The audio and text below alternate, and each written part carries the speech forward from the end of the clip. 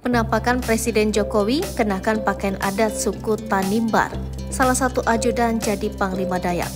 Presiden RI Jokowi menyempatkan pidato kenegaraan di sidang tahunan MPR dalam rangka HUT RI ke-78, Rabu 16 Agustus 2023. Presiden Jokowi sebagai presiden pertama yang memulai tradisi mengenakan pakaian adat saat menyampaikan pidato kenegaraan pada sidang tahun MPR HUT RI.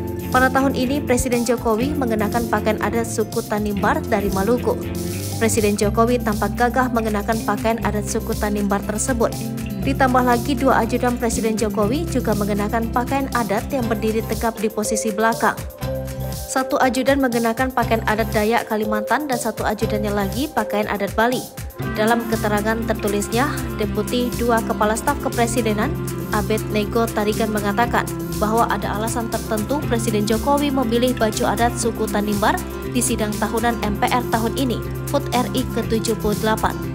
Presiden Jokowi disebutnya sebagai wujud dan ingin mengangkat kebudayaan dan pakaian suku Tanimbar dari Kepulauan Tanimbar, Maluku ke panggung tertinggi kenegaraan di Indonesia. Abed Nego menjelaskan baju adat pria Tanimbar terdiri atas celana panjang dan kemeja panjang.